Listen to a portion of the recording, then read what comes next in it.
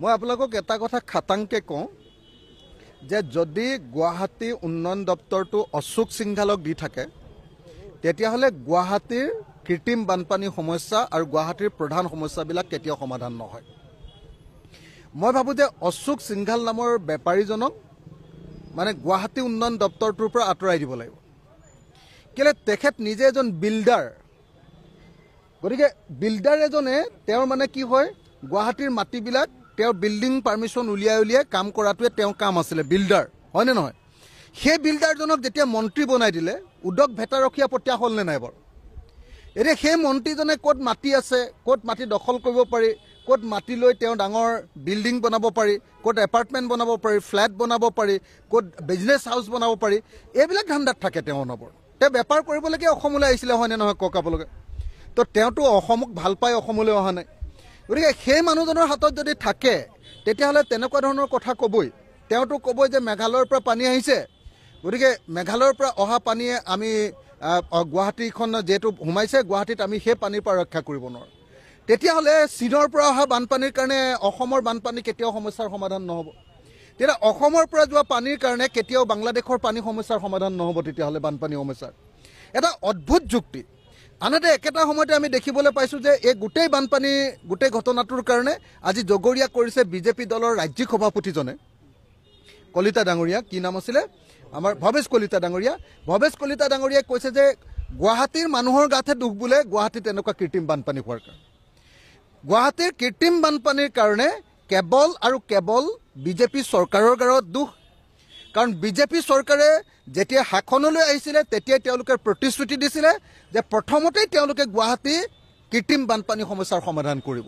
তেওঁলোকৰ প্ৰথম আৰু প্ৰধান প্ৰতিশ্ৰুতি আছিলে গোটেই অসমৰ বানপানী সমস্যাৰ বানমুক্ত অসম তৈয়াৰ কৰা আৰু গুৱাহাটীত বানমুক্ত গুৱাহাটী তৈয়াৰ কৰা। এইটো আছিলে তেওঁলোকৰ প্ৰতিশ্ৰুতি। সেই প্ৰতিশ্ৰুতি তেওঁলোকে পূৰণ কৰিব পৰা নাই। এতিয়া তেওঁলোকে য'তে ত'তে অপৰিকল্পিতভাৱে য'তে ত'তে কিছুমান ডাঙৰ ডাঙৰ আপোনাৰ এনেকুৱা ধৰণৰ অভাৰব্ৰিজ বনাইছে। যি অভাৰব্ৰিজবিলাক বনাওঁতে মই কৈছিলোঁ যে এইবিলাক কমিশ্যন খাবলৈ বনাইছে। মই বনাওঁতে কৈছিলোঁ যে এই অভাৰব্ৰিজবিলাকত লাষ্টত যেতিয়া কৃত্ৰিম বানপানী হ'ব মানুহবিলাক ওপৰত ৰ'বলৈহে জুৰিব। এইবাৰ আপোনালোকে নিজে দেখিলে অকল সেই কামটোৰ কাৰণে অভাৰব্ৰিজবিলাক হৈছে। যিমান অভাৰব্ৰিজ হৈছে সিমানেই বানপানীৰ প্ৰকোপটো বৃদ্ধি পাইছে। ইয়াৰ বিপৰীতে গুৱাহাটীত কি কৰিব লাগিছিলে? ইয়াৰ বিপৰীতে গুৱাহাটীত এটা প্লেন কম্প্ৰেহেনচিভ ড্ৰেইনেজ প্ৰজেক্ট এটা, পানী ক'ৰ পৰা আহিব, সেই পানী কোন পথেৰে যাব আৰু ক'ত পৰিবগৈ, তাৰ এটা টোটেল প্লেনিঙৰ প্ৰয়োজন আছিলে। সেই কামটো তেওঁলোকে কৰা নাই। সেইটো হয় মানে আপোনালোকে চাওক যে আটাইতকৈ দক্ষ মন্ত্ৰী বুলি কয় হিমন্ত বিশ্ব শৰ্মাই গুৱাহাটী প্লেনিঙৰ আটাইতকৈ বেছি দীঘলীয়া মন্ত্ৰী আছিলে হয়নে নহয়? তেওঁতো ফেইল। এতিয়া আকৌ অশোক সিংঘালক দিলে, অশোক সিংঘালটো বেপাৰী, তেওঁতো ফেইল হ'বই। হয় মানে অশোক সিংঘালে যিটো কথা কৈ আছে আৰু আমাৰ কলিতা ডাঙৰীয়াই যিটো কথা কৈছে যে ৰঙা পানী আহিছে, ৰঙা পানীৰ পৰা আমি বচাব নোৱাৰোঁ, এইটো আপোনাৰ মেঘালয়ৰ পানী। তো এতিয়া ৰঙা পানীৰ ওপৰত গৱেষণা কৰিবৰ কাৰণেতো আমি মন্ত্ৰী বনোৱা নাছিলোঁ। ক'লা পানী আৰু ৰঙা পানীৰ ওপৰত গৱেষণা কৰিবৰ কাৰণে আমি মন্ত্ৰী বনাইছিলোঁ। কি কাৰণে? যে অসমৰ মানুহে আমি টেক্স দিছোঁ, গুৱাহাটীৰ মানুহে আমি টেক্স দিছোঁ, তোমালোকে ধুনীয়া প্লেনিং কৰি গুৱাহাটীখন বচোৱা, গুৱাহাটীখন প্লেন চিটি তৈয়াৰ কৰা। স্মাৰ্ট চিটি ক'লে, কিন্তু স্মাৰ্ট চিটিত আটাইতকৈ পৃথিৱীৰ ভিতৰতে আটাইতকৈ লেতেৰা চিটিখনৰ নামটো হ'ল গুৱাহাটী। গতিকে এই মুহূৰ্তত মই ভাবোঁ যে যদি সঁচাকৈ যদি চৰকাৰখনে এই কাম কৰিব নোৱাৰে ইমিডিয়েটলি আমি অশোক সিংঘালক পদত্যাগ কৰিবলৈ ক'ব লাগে। এই মুহূৰ্তত অসমৰ প্ৰত্যেকজন মানুহে, গুৱাহাটীৰ প্ৰত্যেকজন মানুহে, গুৱাহাটীৰ মানুহে একদম নাইট মেয়াৰ কটাইছে। মানে এনেকুৱা ধৰণৰ দুৰ্যোগ পৃথিৱীত কেতিয়াও হোৱাই নাই। পৃথিৱীৰ চাগে কোনো চিটিত এনেকুৱা ধৰণৰ দুৰ্যোগ হোৱা নাই যে মানুহ সন্ধিয়া 4টা বজাত ওলাই গৈ 4:30টাত ওলাই গৈ অফিচৰ পৰা ওলাই আহি ঘৰ পাবৰ কাৰণে ৰাতিপুৱা 3টা বাজিছে। এনেকুৱা ধৰণৰ দুৰ্যোগ চাগে পৃথিৱীৰ কোনো মহানগৰত ঘটাই নাই। গতিকে এনেকুৱা ধৰণৰ মহানগৰত দুৰ্যোগ ঘটোৱাৰ কাৰণে অশোক সিংঘালে ইমিডিয়েটলি তেওঁৰ পদবীৰ পৰা পদত্যাগ কৰিব লাগে, তেওঁক খেদি দিব লাগে। আৰু হিমন্ত বিশ্ব শৰ্মাই ডাঙৰ ডাঙৰ কথা কৈ থকাতকৈ এটা প্লেন কৰি এইটোৰ ওপৰত বৈঠক, কেবিনেট বৈঠক পাতিব লাগে। ইমান যে কেবিনেট বৈঠক দৈনিক পাতি থাকে, ভোজমেলবিলাক কৰি থাকে, তেওঁলোকে গুৱাহাটীৰ ওপৰত এখন কেবিনেট বৈঠক নাপাতে কিয়? আৰু মইতো ভাবোঁ যে গুৱাহাটীৰ নাৱৰ ওপৰত কেবিনেট বৈঠক পাতক।